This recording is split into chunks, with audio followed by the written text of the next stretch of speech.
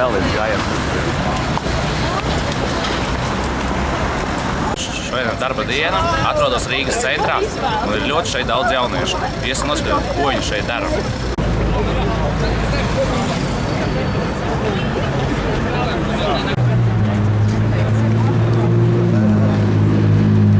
Atrodamies Jēkabpils ielā pretī Saeimai, jaunieši protestē un sauc Saimu ārā. Situācija šeit ir diezgan saspringta. Saimu! Atklāj Saimu!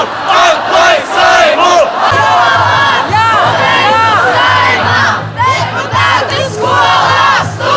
Viņi sēž tādā lielā mājā un tur nevienu nedzied. Viņiem tas galīgi neinteresē. Tas ir svarīgi tieši mums pašiem.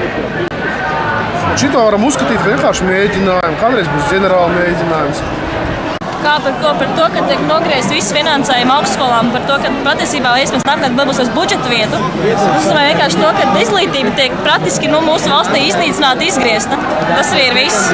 Kā mēs ejam kopistiski, normālā sapulcē, apzinoties to, ka mēs dzīvojam pakļautībā dažām organizācijām, kuras pludina mūsu upēs sūdus iekšā, visā ķīmija, piesārņo gaisu, piesārņo upes, dod mums modificētu pārtiku ar visādiem ģenētiski pārveidotiem veidojumiem, kas mūsu organismu sagroza un disconnect mūsējo apziņu un sajūtu ar zemi. Saprot, notiek disharmonija. Mums vienkārši Edgars Aivars, Artūrs Lapīts, speciāli priekš